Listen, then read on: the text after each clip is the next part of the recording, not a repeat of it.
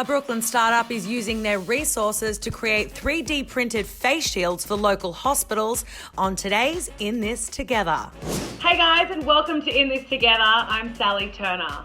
The coronavirus pandemic has left many hospitals in dire need of medical supplies like face masks.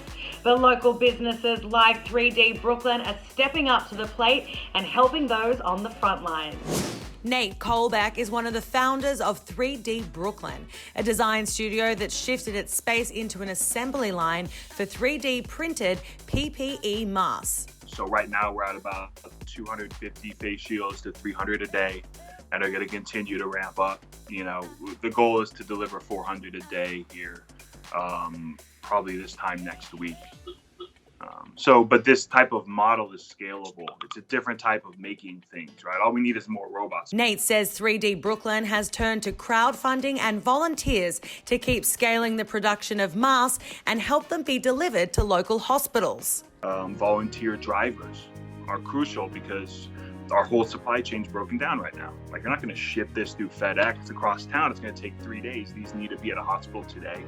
So how we're doing it is we have volunteer drivers picking up every day from our studio. So if you have a car and you're willing to go out there, these groups could use somebody like you. Like, if you just go on the GoFundMe and just Google like PPE New York City, 280 different projects pop up in the area. Nate says seeing other businesses coming together during the crisis is helping him stay motivated. It's inspiring to see the maker movement and the open source movement stand up and be like, all right, well, you know, if normal supply chains aren't going to work, I guess we'll figure out how to make these ourselves, you know, in the city, you know, that needs them.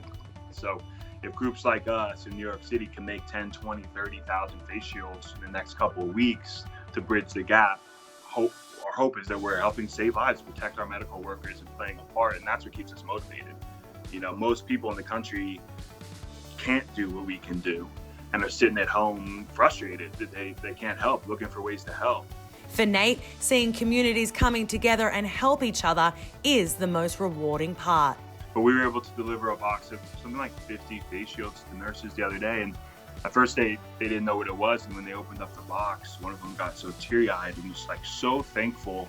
But the face shield is part of it, but knowing that people in your community are backing you up and appreciate you and supporting you and doing everything they possibly can to keep you safe so you can do your job as a medical worker, I think is that it's so human of us. So it's as much about the face shield being a physical barrier to protect you from coronavirus as it is about your neighbor, somebody in your community coming to you and being like, we are here for you, we got your back, right? So any way that you can express that to people who are on the front lines, they appreciate it. You can't even imagine. I can't imagine what they're going through here.